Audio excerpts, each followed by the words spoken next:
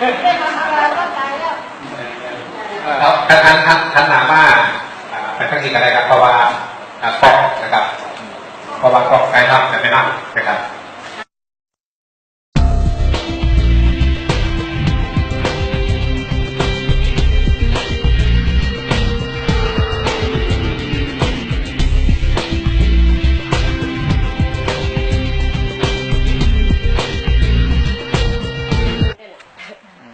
แต่ก่อนลูกก็ได้นะมั้งลูกก็ได้มีก็นอนไปก็ได้นี่แหละแต่ว่ามันแข็งแรงขึ้นแล้วแข็งแต่ว่ามันก็เอาลูกไปเนาะป้าเคยเขาที่อะไรก่อนนะเขาน้ำเกลือเขานั่นเขาลูกเสืออาทิตย์ละ3,000เลยค่ะ2เทื่อมันแข็งกับมันบาดแข็งแรงนะแม่เนาะลูกหมอก็ว่าอยู่กินยาหยังกินยาโรงพยาบาลนี่ล่ะ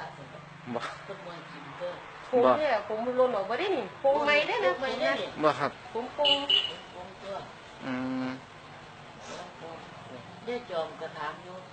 ไม่อยากกิน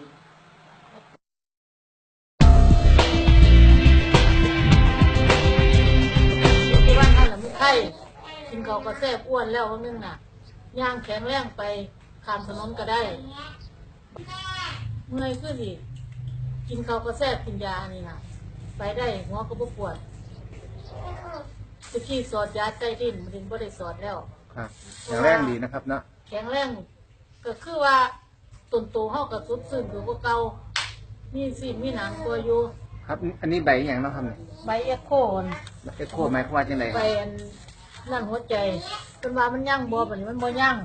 มันหายดีแล้วคุณว่าตะกอนนี่เป็นโรคหัวใจตีบเส้นเลือดในหัวใจต้องกินยานี่เพราะว่ากินแฮปปี้วันรู้สึกว่าดีขึ้นไม่ได้กินยาโซเตลินอีกซ้ำตะกอนต้องกินยาโซเตลินกินยาโซเตลินแล้วกินยาโรคหัวใจป่านนี้ว่าให้จะรักษาไตอย่างเดียวรักษาไตจ้ะตะกอนฟอกไตเดือนหนึ่ง3 ครั้งนะครับเนาะ3-4 ครั้งไปแล้วปัจจุบันเนี่ยครับจ้ะเดือนที่2จ้ะเพราะว่าแต่ว่ากินยานี่กินแฮปปี้วันนี่นะครับจ้ะแต่ขาดแฮปปี้วันนี่ซอกเลยเพราะว่าลูกสาวไม่ได้ไปเอานะครับลูกสาวว่าได้ไปให้ลูกสาวค่าสอนหนังสือลูกสาวก็เลยว่าสินัดมาอีกก็เลยว่าโทรหาพระท่านสีดานละเพิ่นว่าเพิ่นยากเพิ่นก็ว่าให้ร้านมาอีก2 หน้าก่อนโอ้ดีขึ้นทุกอย่างเนาะดีเลือดก็ดีบ่ได้ฉีดยาเพิ่มเลือดตะกอนนี่ครับตะกอนนี่ฉีดเข็มละ700ปัจจุบันไม่ได้ฉีดบัดนี้เขาก็สิฉีดอีกแล้วเบิดยานี่ครับเขาหันว่าสิฉีดอีกแล้วแต่ว่าท่านที่ฉีดครับผมก็ต้องเตรียมเงิน700ไว้ว่าเข็มละ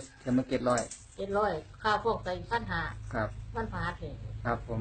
จังว่าเขาได้กินยาก็บ่ได้นั่นครับผมกินมื้อนี้ไปว่ามันผาดก็คือรู้ผลครับผมบ่ได้